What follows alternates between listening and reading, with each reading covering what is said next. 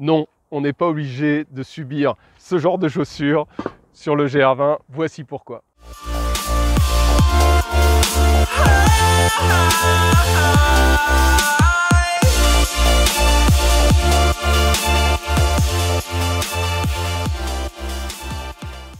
Pas facile de trouver chaussures à son pied, pourtant c'est indispensable car avoir mal aux pieds, c'est terrible pour le moral.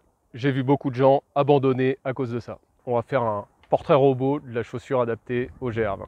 J'ai mis presque 10 ans à trouver les bons conseils à fournir à mes clients. Pensez à vous abonner si vous aimez mes vidéos en activant la petite cloche. C'est gratuit et ça vous engage à rien, c'est la meilleure façon de me soutenir.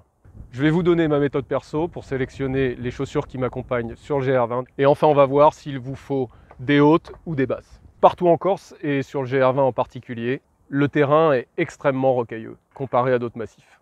Des éboulis, des dalles, des rochers de toute taille seront au programme chaque jour. Il y a très peu de portions à sentier terreux. C'est pourquoi la chaussure haute, rigide, en cuir de papa, ne sera pas optimale pour ce genre de terrain.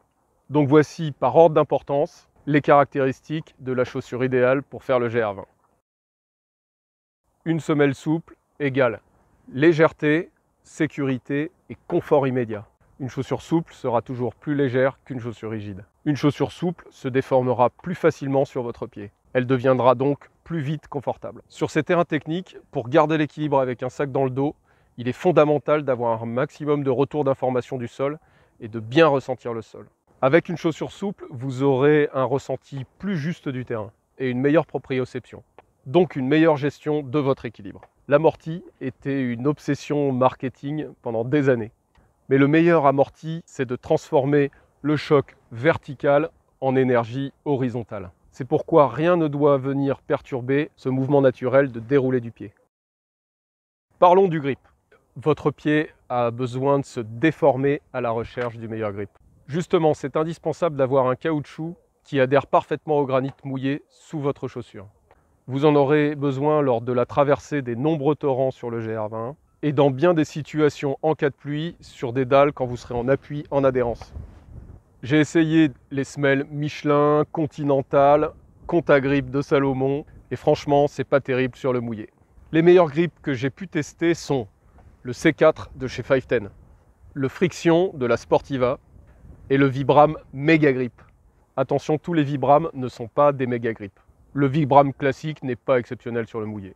Exigez l'étiquette ou demandez au vendeur.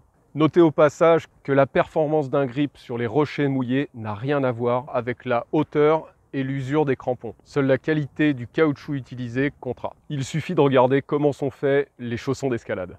Le granit corse est très abrasif. J'use moi-même entre 2 et 3 paires par an, en fonction du poids que je porte. J'ai donc bien identifié les zones d'usure, et donc les zones qui doivent être renforcées.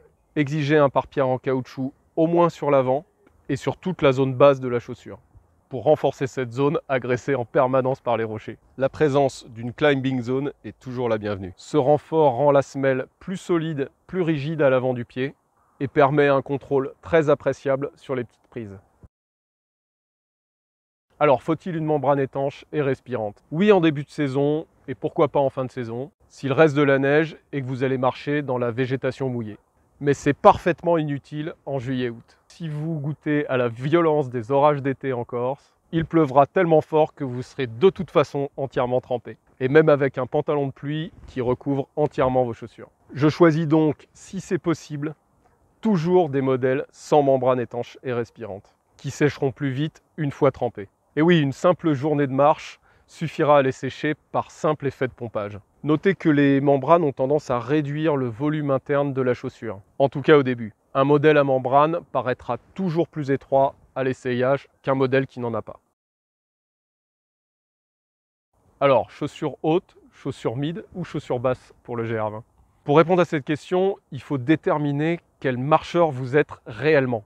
Personnellement, après avoir tout essayé, les chaussures basses me conviennent parfaitement, parce que j'ai un contrôle permanent et fiable de ma cheville. C'est l'articulation qui a le plus de contraintes sur le GR20. S'adaptant en permanence au terrain, il est impératif d'ailleurs que ces mouvements en 3D puissent se faire au niveau de la cheville, sans quoi ces contraintes mécaniques remonteront jusqu'à votre genou, qui n'est pas du tout fait pour ça, et les douleurs apparaîtront.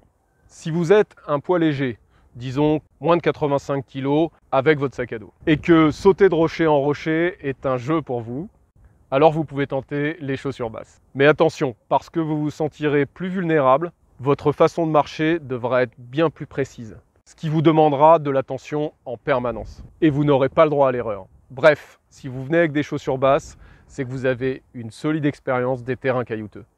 Les basses sont aussi moins chères que les hautes.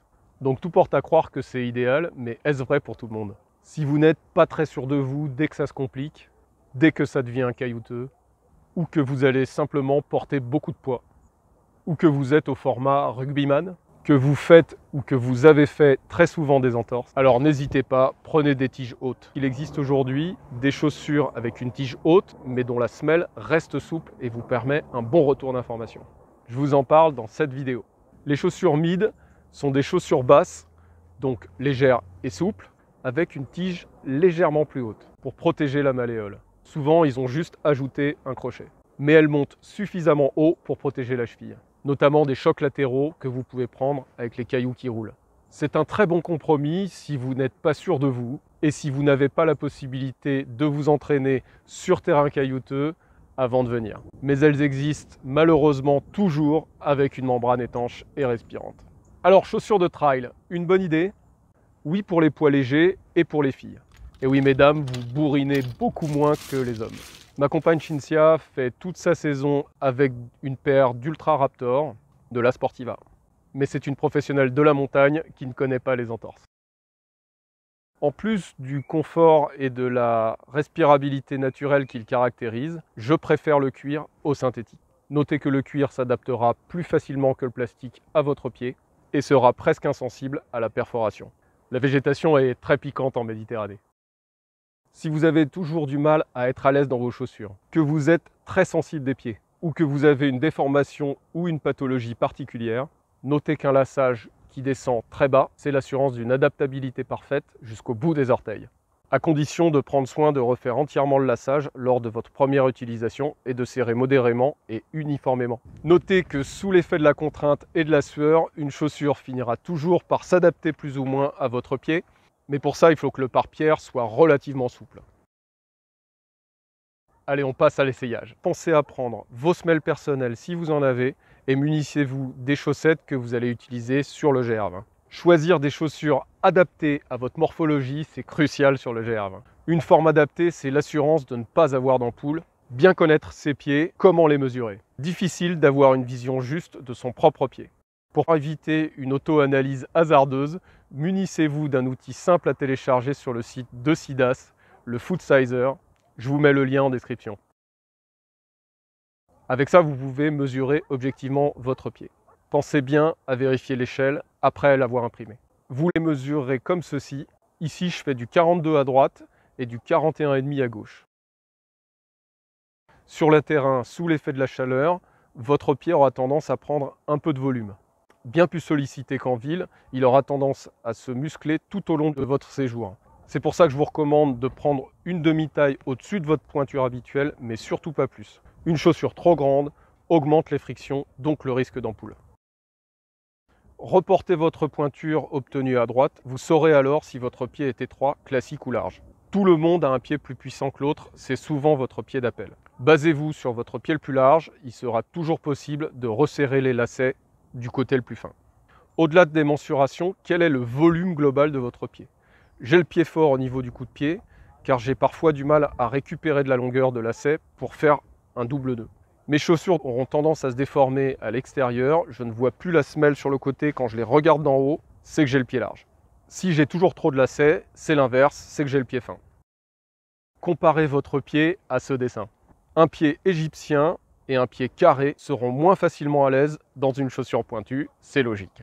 Un pied grec, au contraire, il sera au paradis. Ne venez pas avec des chaussures qui présentent déjà des signes de faiblesse, comme par exemple une semelle qui se décolle. Ce sera bien pire sur le GR et vous allez la défoncer. Des chaussures comme ça qui s'ouvrent, j'en vois tout l'été. En magasin, fiez-vous à votre première impression. Pas besoin de casser une chaussure qui sera bien choisie. Je vous conseille d'essayer des chaussures bien avant le GR20 Pourquoi pas vous les faire offrir pour Noël? C'est une bonne idée, non? Enfin, il n'existe pas de bonne ou de mauvaise marque. J'espère que ces conseils vous permettront d'être le mieux armé possible pour affronter le GR le plus difficile d'Europe. Découvrez les fiches techniques par modèle des chaussures que je recommande pour le GR20 sur duodecime.fr, rubrique shopping, et dans la vidéo GR20, ma sélection de chaussures. Vous trouverez également toutes mes vidéos regroupées et plein d'articles sur le GR20 dans l'onglet blog, ainsi que tous nos séjours guidés sur mesure pour groupes constitués. Ça, c'est si vous voulez partir avec moi cet été. Si vous avez aimé, pensez à liker et à me rejoindre sur Facebook et Instagram pour ne pas rater les dernières news sur le matos de montagne.